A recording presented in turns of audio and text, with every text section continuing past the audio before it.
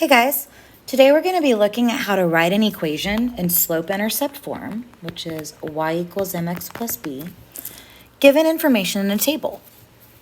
So previously we looked at how to find slope-intercept form from a graph, and we talked about how our y-intercept was the simplest thing to find.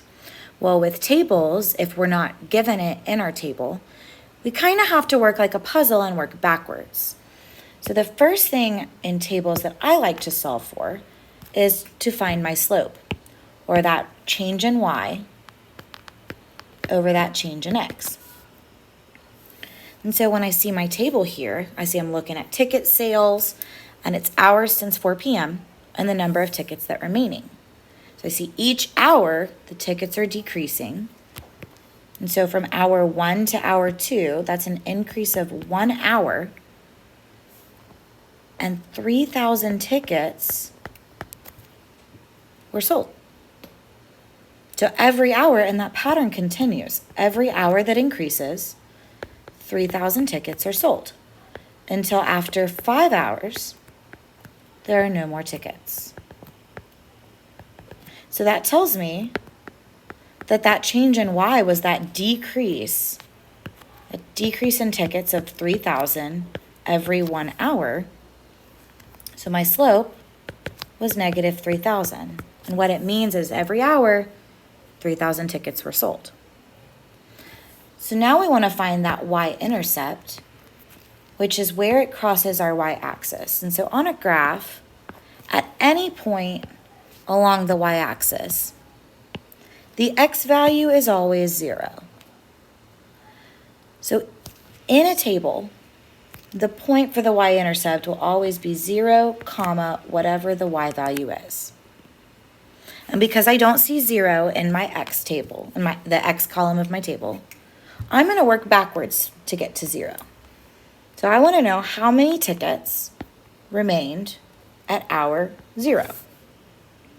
So if I'm going, every time I'm increasing by an hour, then my tickets decrease by 3,000.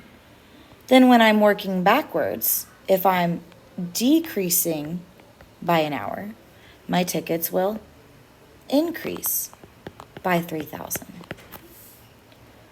So if I was at 12,000 tickets and then I increased by 3,000 tickets, that means that at 0 hours, there were 15,000 tickets, and that is how many we started with. So if our slope was negative 3,000 and our y-intercept was 15,000, that is now enough to write an equation in slope-intercept form. So y will equal m times x, so that rate of change, which is negative 3,000 times x, and then plus the initial value, or the y-intercept, which is that starting amount of 15,000 tickets. And that is our equation. All right, let's look at one more.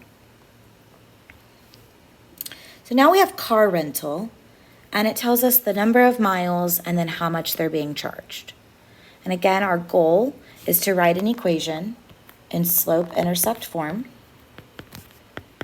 So I will need to find my slope and my y-intercept.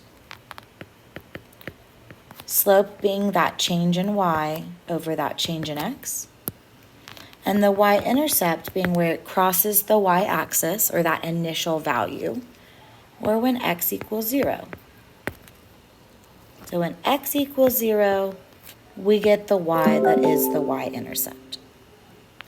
So again, I find it simpler to find the rate of change first.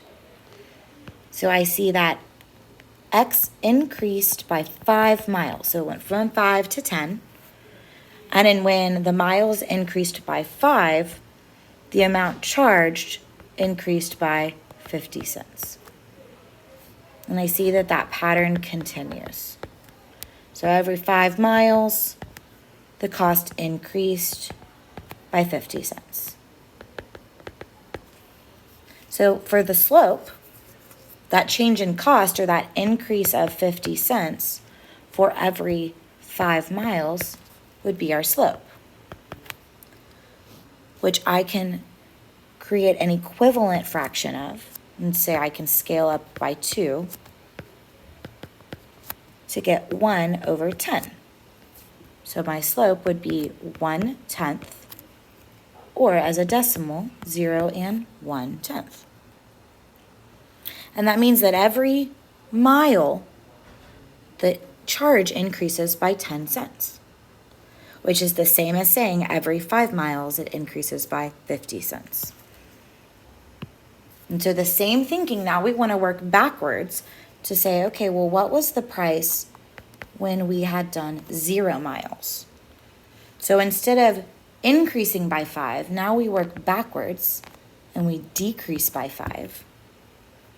And so every time I had to increase by 5, I had to increase y by 50 cents.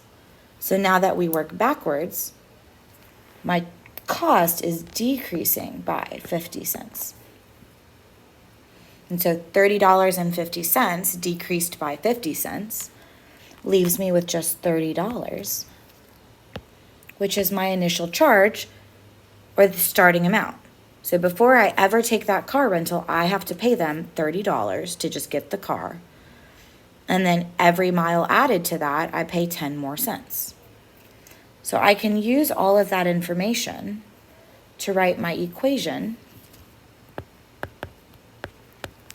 in slope-intercept form. So y will equal m, or slope times x. So 1/10 times x, plus that y-intercept or initial charge, which is 30. And there we have our equation that models this table. All right, thank you.